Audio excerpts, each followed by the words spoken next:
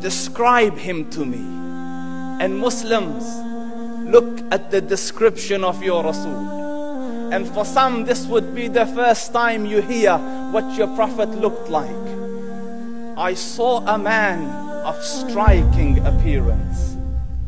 ظاهر الوضاء أبلج الوجه, radiant face, حسن الخلق, beautifully created. لم تعبه الثجلة, his belly wasn't protruding.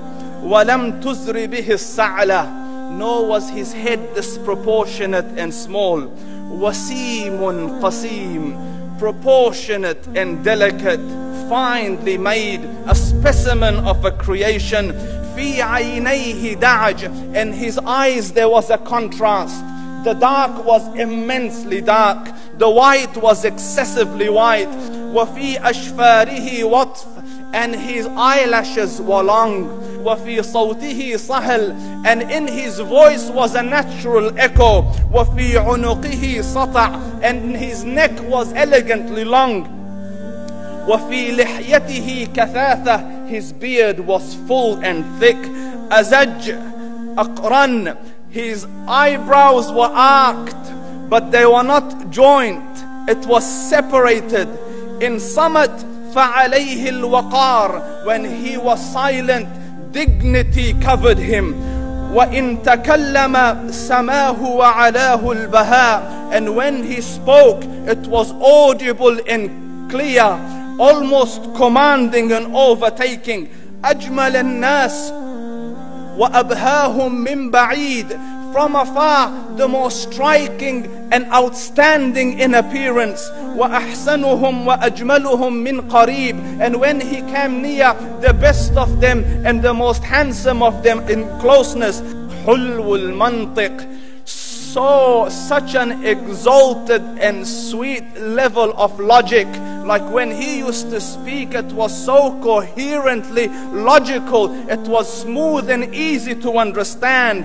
فصل لا نزر ولا هذر, he was to the point, not excessive nor too short. كأن منطقه خرزات نظم يتحدرن, his logic, his utterances, his words were like jewels coming out of a necklace, calculated, polished, one after the other, it would flow magically. ربعة, he was medium in height. Your eye didn't have to strain to look up at him, nor was it tedious to look down at him. He was a comfortable sight to look at.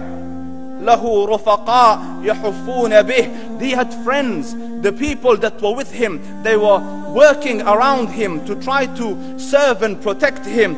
إن قال سمعوا لقوله, when he used to say something, they used to hearken to what he used to say. وإن أمر تبادروا إلى أمره, when he commanded, they used to compete to fulfill the command.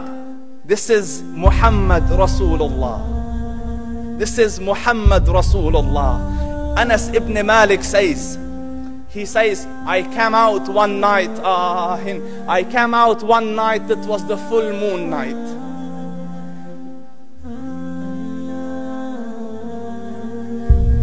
And I looked at the moon, and in the desert, understand, the moon is an awesome sight. It is smooth, it is radiant, it is clear, it is gentle compared to the scorching sun at which they are used to.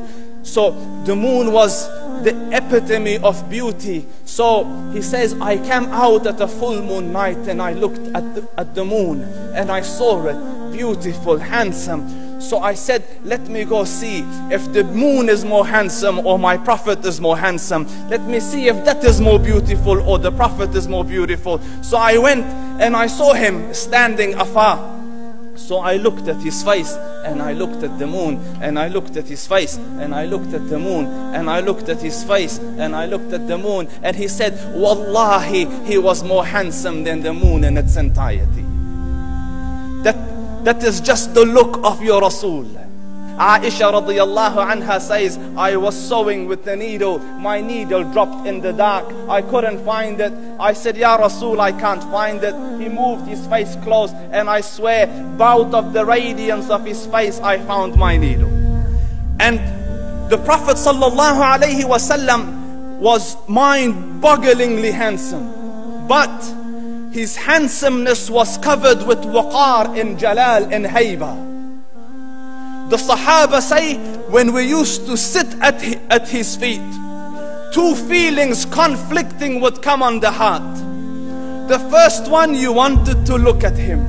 You wanted to behold the majesty of his face. And when you wanted to look up, shyness used to overtake you, so you used to look down. Amr ibn al-As says, I sat with him many times, but if you ask me to describe his face, I can't describe it. I wouldn't be able to look up to him ijlalan wa ta'ziman. I couldn't look up at him. And that is why he didn't have the problems that Yusuf alayhi salam had. Because it was difficult to penetrate the awe and the splendor of the Rasul.